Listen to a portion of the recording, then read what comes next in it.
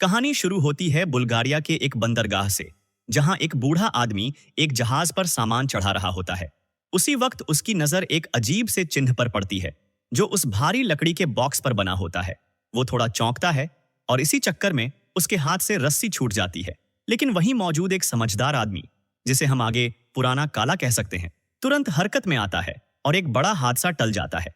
बूढ़ा आदमी सबको देखकर कहता है, तुम लोग कभी ड्रैगन देखे हो?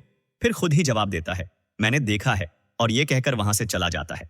अब ये बात थोड़ी अजीब लगती है सबको, लेकिन माहौल धीरे धीरे भारी होने लगता है। काले आदमी की सूझबूझ देखकर उसे भी जहाज के क्रू में शामिल कर लिया जाता है। लेकिन जिस बॉक्स को ले जाया जा रहा था, वो कोई आम बॉक्स नहीं था। कुछ तो गड़बड़ थी उसमें। ये सब 19वीं सदी के आखिर की बात है। उस समय इस बंदरगाह से अमीर लोगों का सामान लंदन भेजा जाता था। जहाज के रवाना होते वक्त जिस आदमी ने माल भेजा था, वो कुछ अजीब तरह से प्रार्थना करता है, मानो उसे इस सफर का डर हो। अब जहाज पर सबको उनके काम समझाए जा रहे हैं।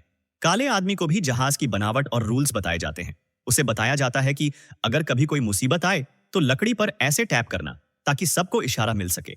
सब कुछ सही चल रहा होता है, लेकिन तभी जहाज के नीचे रखे सामान के पास एक कुत्ता, जिसे सब प्यार से सफेदू कहते हैं, बहुत बेचैन हो जाता है।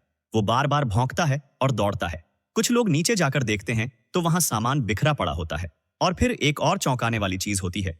मिट्टी के ढेर के बीच से एक लड़की निकलती है। अब माहौल और भी तनावपूर्ण हो जाता है। सब सोचने लगते हैं कि ये लड़की कौन है? क्या ये छुपकर जहाज में घुसी थी? उस समय औरतों को जहाज पर ले जाना अच्छा नहीं माना जाता था। लोग मानते थे कि औरतें समंदर के सफर में बदकिस्मती लाती हैं। ऊपर से उस समय की सोच भी ऐसी थी कि औरतें कमजोर होती हैं और ये सफर उनके लिए नहीं है। कुछ लोग कहते हैं कि इसे सीधा समंदर में फेंक दो, लेकिन काला आदमी मानता है कि ये लड़की अभी जिंदा है और इसे बचाया जा सकता है। कप्तान की इजाजत मिलते ही वो उसका इलाज शुरू करता है, इतना कि वो खुद अपना खून देकर उसे जिंदगी देने की कोशिश करता है। थोड़ी ही देर में लड़की में हलचल होने लगती है, लेकिन सिर्फ वो नहीं, उस बॉक्स के अंदर जो कुछ था वो भी एक्टिव हो जाता है। रात होते ही एक और क्रू मेंबर, ओरेन, ड्यूटी पर होता है। समंदर का शांत नजारा देख वो दूरबीन से इधर उधर देखता है। तभी अचानक कुछ ऐसा देखता है कि उसकी सांसें थम जाती हैं। लेकिन जब वो पास जाकर जांच करता है तो वहां बस कुछ कीड़े दिखाई देते हैं। इधर जहाज के अंदर सफेदू बोर होकर इधर उधर घूमता है। तभी एक काले साए की हलचल उसकी नजर में आती है। वो भौंकता है, लेकिन फिर वो परछाई जैसे ही उस पर टूट पड़ती है। जब बाकी लोग नीचे आते हैं तो देखते हैं कि कुछ अजीब चीज ने सफेदू को मार डाला है। अब डर और शक सबकी आंखों में दिखता है।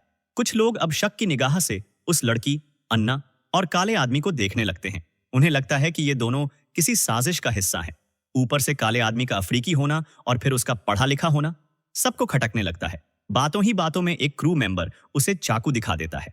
लेकिन तभी ओरेन, जो पहले ही कुछ अजीब देख चुका था, बीच में आता है और कहता है कि जहाज पर कोई बहुत ही खतरनाक और दुष्ट चीज है। उसी रात एक और क्रू मेंबर, सैम, अकेले ड्यूटी पर होता है। उसे कुछ आवाजें सुनाई देती हैं। पहले लगता है कोई मजाक कर रहा है, लेकिन फिर वो देखता है कि लकड़ी की दीवारें टूटी हुई हैं, पर वो अनदेखा कर देता है और आगे बढ़ता है। तभी एक कोने से अचानक कोई डरावनी चीज उस पर हमला कर देती है। सैम भी मारा जाता है। सुबह होते ही सबको एक छेद दिखाई देता है जो जहाज में बन चुका था, लेकिन वो मानते हैं कि सैम शायद नशे में था और गलती से गिर गया होगा। वहीं अन्ना अब थोड़ी ठीक हो जाती है, लेकिन बार बार एक ही बात दोहराती रहती है, वो यहीं है, वो यहीं है। काला आदमी उससे पूछता है कि आखिर ऐसा क्या हुआ था। फिर अन्ना बताती है कि उनके गांव में एक डरावनी कहानी थी, एक राक्षस की जिसका नाम था ड्रैकुला। वो रात में लोगों का खून पीता था। गांव वालों की जान बचाने के लिए गांव के मुखिया ने उस राक्षस से सौदा किया, उसे एक और शहर भेजने का, और इस बॉक्स के जरिए ही उसे इस जहाज पर भेजा गया था। अन्ना को भी उसी के लिए बलि चढ़ा दिया गया।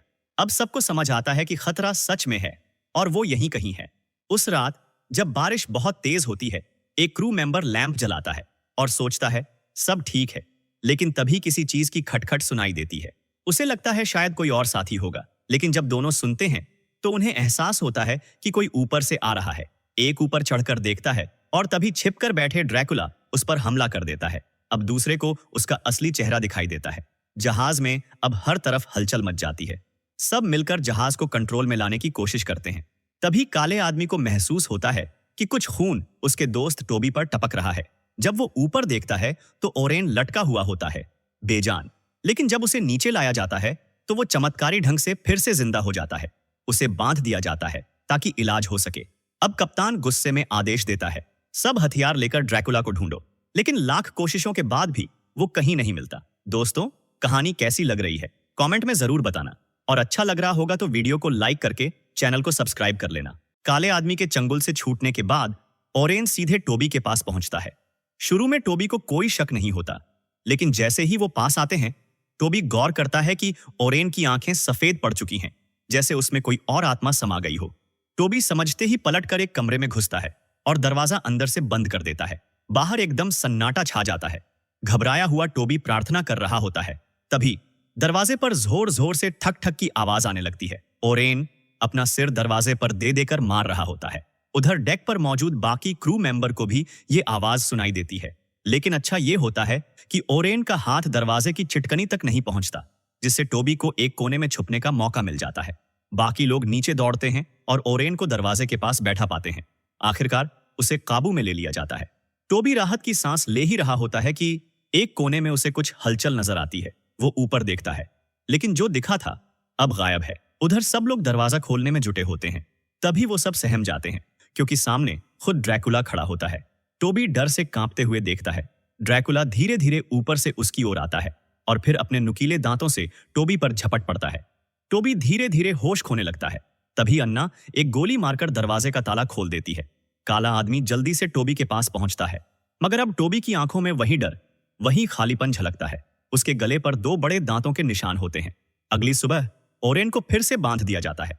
उसके अंदर मानो अभी भी होश बाकी है, लेकिन शरीर पूरी तरह उसके काबू से बाहर होता है। ऐसा लगता है जैसे कोई बिना बेहोशी के सर्जरी कर रहा हो। जैसे ही सूरज की पहली किरण उस पर पड़ती है, ओरेन का शरीर जलने लगता है। वो चीखता है, तड़पता है। आखिरकार एक गोली से उसे मुक्ति दी जाती है।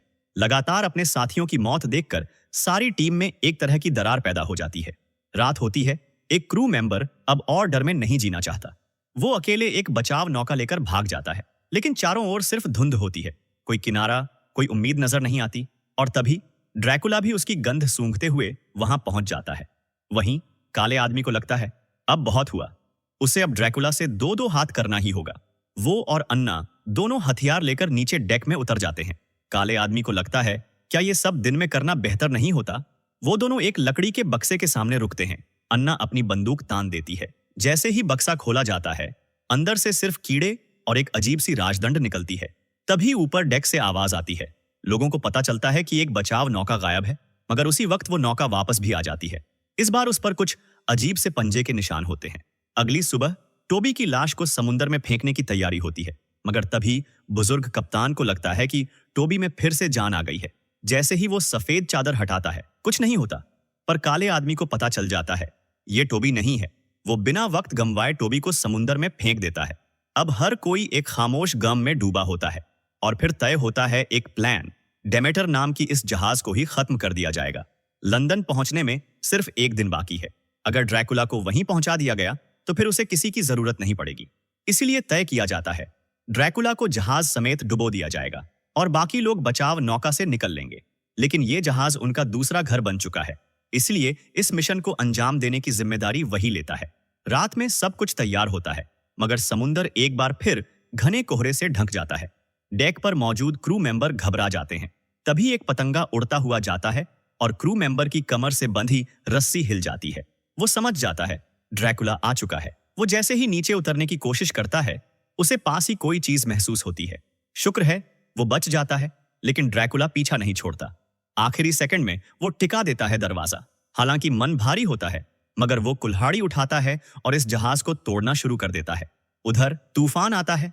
कप्तान अपनी आखिरी ताकत से जहाज को संभालता है, मगर तभी कुछ गड़बड़ महसूस करता है। वो अभी बाइबल भी पूरी नहीं पढ़ पाता। ड्रैकुला पीछे से झपट लेता है। काले आदमी के पहुंचने तक कप्तान की सांसें थम चुकी होती हैं। अब अपने प्लान को पूरा करने के लिए काले आदमी जोर से चिल्लाता है, ड्रैकुला का ध्यान खींचने के लिए, मगर अंधेरे में वो ड्रैकुला का इलाका होता है। सिर्फ एक तमाचा ही काफी होता है काले आदमी को हवा में उछाल देने के लिए। ड्रैकुला जैसे ही उसे खत्म करने बढ़ता है, एक गोली उसकी पीठ में लगती है, लेकिन पलटते ही वो अन्ना को जकड़ लेता है। अन्ना के दम घुटने ही वाला होता है। तभी काले आदमी उठता है। अभी कुछ ही पल बीते होते हैं कि ड्रैकुला उसे फिर से पकड़ लेता है। अब काले आदमी की आंखों के सामने ड्रैकुला उसके गले को चीर देता है। जैसे ही वो काटने वाला होता है, अन्ना रस्सी काट देती है जो दोनों को एक खंभे से बांध रही होती है। दोनों एक लकड़ी के टुकड़े को पकड़कर बह निकलते हैं और डेमेटर नाम की ये जहाज सीधा किनारे से टकराकर डूब जाती है। दोनों पूरी रात समुंदर में बहते रहते हैं। अगली सुबह काले आदमी को पता चलता है कि अन्ना अब संक्रमित हो चुकी है। पवित्र शास्त्र उसके बदलाव को धीमा कर सकता है मगर रोक नहीं सकता। दोनों एक आखिरी बार मिलते हैं और फिर अन्ना धीरे धीरे उसकी जिंदगी से दूर चली जाती है। काले आदमी अब लंदन में एक नई जिंदगी शुरू करता है। तभी दरवाजे पर कुछ दस्तक होती है। वो देखता है एक जानी पहचानी परछाई धुंध में गायब हो जाती है और यहीं फिल्म खत्म होती है। दोस्तों, कहानी अच्छी लगी हो तो लाइक करके चैनल को सब्सक्राइब कर देना।